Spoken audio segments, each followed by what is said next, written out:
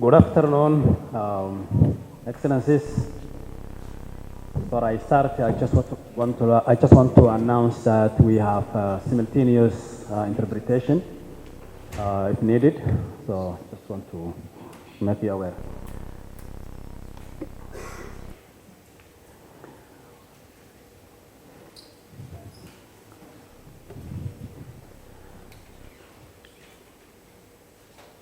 Your Excellency, Mrs. Mariam Ferran, Deputy Director General, Directorate General for International Partnerships, European Commission, Co-Chair.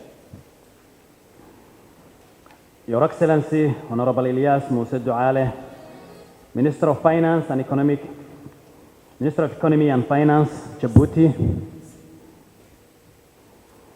Your Excellency, Honorable Ahmed Shide, Minister of Finance of Ethiopia. Your Excellency, Mohammed Bashar Mohammed, Under Secretary of Planning, Ministry of Finance and Planning, the Republic of Sudan, who has joined online. Your Excellency, Benjamin Ayali Konyogonwa, Under Secretary of Planning, Minister of Finance and Planning of South Sudan. Your Excellency, Mr. Rafael Antonio Dichi, Treasury of Kenya, is also online. Your Excellency, Mr. Ndiame Diop, Vice President, Eastern and Southern Africa, World Bank. Your Excellency, Mrs. Niena Umbufo, Vice President, Regional Development, Integration and Business Delivery, African Development Bank.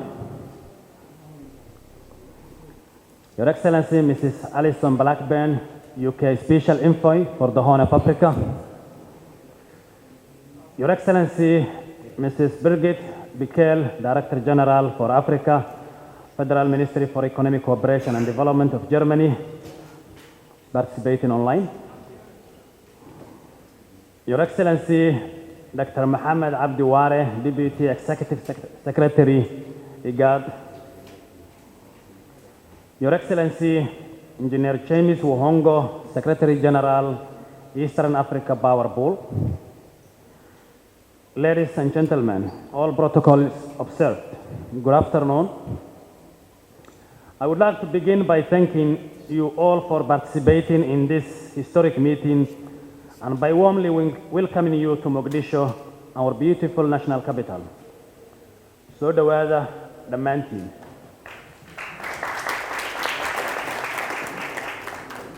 On behalf of the government of Somalia, I am delighted to welcome you, my fellow ministers of finance, our valued development partners, and key regional institutions, IGAD and Eastern Africa Power Pool, to this important meeting focused on energy.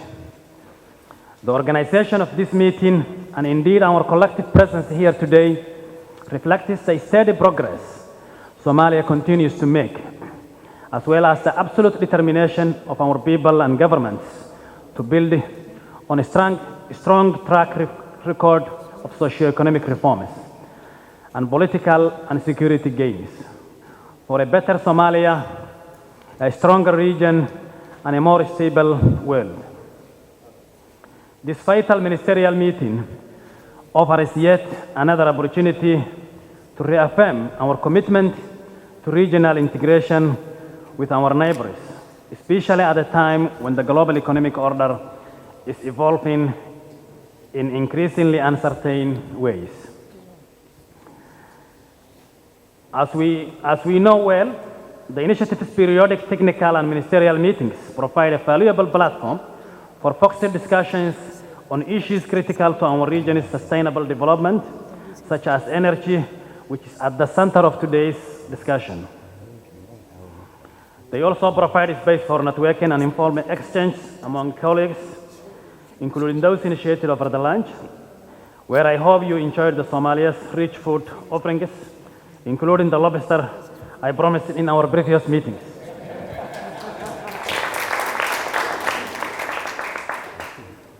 It is my great honor to announce that following this meeting, we will be joined this evening for a dinner by the President of Somalia, His Excellency Dr. Hassan Sheikh Mohamud. This high-level participation reflects the importance Somalia attaches to the Horn of Africa initiative and to our colleagues, partners, and friends who are with us today. As agreed in previous meetings, my remarks today have benefited from inputs from all Horn of Africa countries who are also invited to make complementary contributions, particularly during our discussions on the energy sector and more broadly during any other business. Excellencies, ladies and gentlemen, today's discussion focuses on progress in expanding energy access, advancing the energy transition, and implementing the policies required to promote energy trade in the Horn of Africa. These efforts are mutually reinforcing and by their very nature regional, thereby fully aligned with both the objectives and the design of our initiative. The Horn of Africa's energy landscape is characterized by vast yet unrealized potential. Abundant renewable resources, solar, wind, and Ethiopia's hydropower could deliver much needed electricity to 111 million people. Yet fragility, weak grids, and limited power trade currently confined largely to bilateral flows between Ethiopia and Kenya meant that 45% of our population still lives without electricity. I am sure many of you are eager to hear about new initiatives aimed at expanding access, including significant investments such as the flagship program designed to provide electricity to approximately 300 million people who currently have no or limited service. These ambitions, of course, will require careful prioritization of our limited resources with a strong focus on regional projects. However, as with other priorities discussed in previous ministerial meetings, investment alone will not be sufficient. It must be complemented by policy and institutional reforms to ensure that our people and our region benefit systematically and sustainably over the long term. Somalia's experience illustrates both the challenge we face and the opportunities before us. Somalia remains among the least electrified countries in the world, with access below 49% nationally and significantly lower in rural areas. Tariffs are high, averaging $0.56 per kilowatt hour, constraining households, service delivery, and competitiveness. Weak regulation and ongoing security risks compound these challenges. Yet we are moving forward, driven by post-HIBIC momentum, a dynamic private sector, rapid digital and mobile money adoption, rising demand, and abundant renewable resources. Together, these factors create a clear window to accelerate affordable, clear energy access and inclusive growth. Critically, we are putting in place transparent regulatory frameworks, standardizing tariffs, streamlining licensing, and strengthening customer protection through the establishment of our electricity regulatory authority, while crowding in independent power producers and innovative financing, with equity at the center of our approach. At the regional level, Somalia is fully committed to integration through the East Africa Power Pool, which we joined in 2023. We are also preparing for the Ethiopia interconnector with the feasibility study already completed.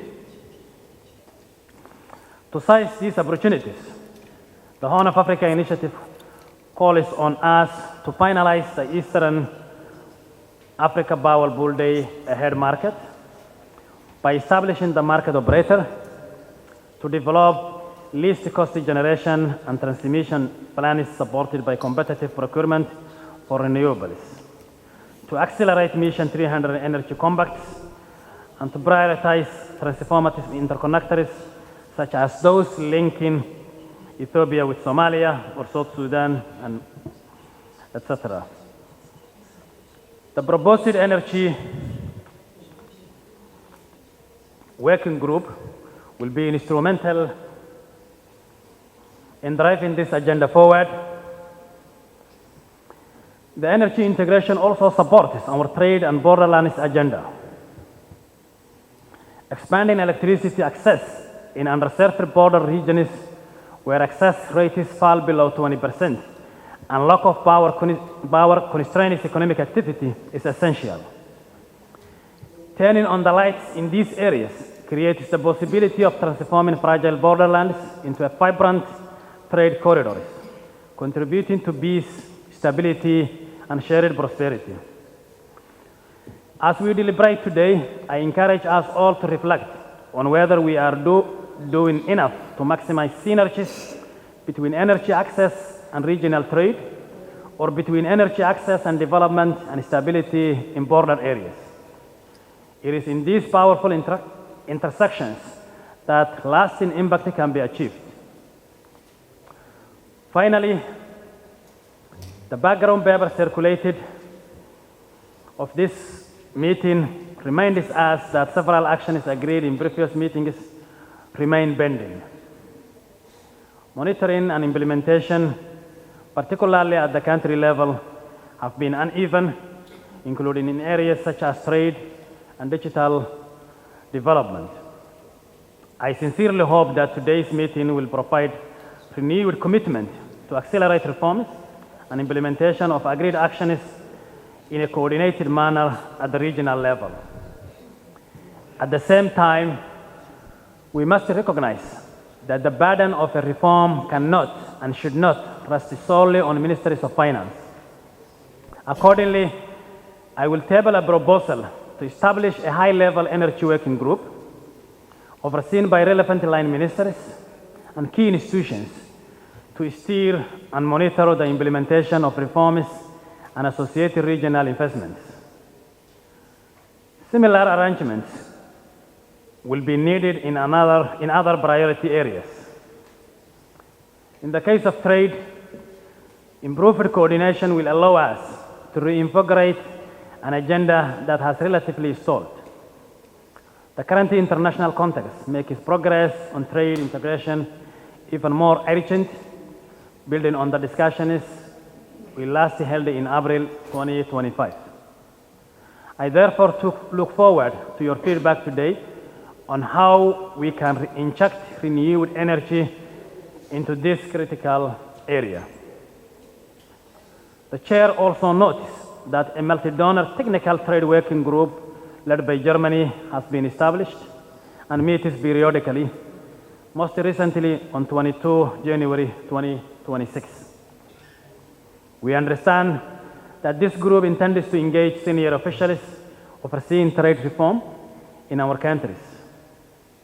Working in partnership with the initiative, this enhanced arrangement should be tasked with providing in due course on operational updates, including on scorecards. This leads me to the agenda of our next ministerial meeting to be held in Washington, D.C. on the sidelines of the IMF World Bank spring meetings. Preliminary consultations suggest that the time has come to address economic corridors, a topic not previously covered directly, though closely related to our earlier discussions on trade facilitation. This discussion will allow us to review progress on corridor investments, share lessons learned from implementation, and assess coordination with trade policy and facilitation efforts, and identify a set of mutually reinforcing priority actions going forward. As Chair, and in the company of such distinguished colleagues and partners, I cannot emphasize enough the need for a greater speed and stronger coordination. In these uncertain global times, we must act decisively, harmonizing policies, leveraging synergies across our work streams, strengthening the investment climate and implementing existing projects, and building a credible pipeline for the future. Indeed, time is of an essence. I now have the pleasure of inviting my co-chair, Ms. Marian Ferran, Deputy Director General, Directorate General for International Partnerships at the European Commission, to deliver her remarks. Welcome, Marian.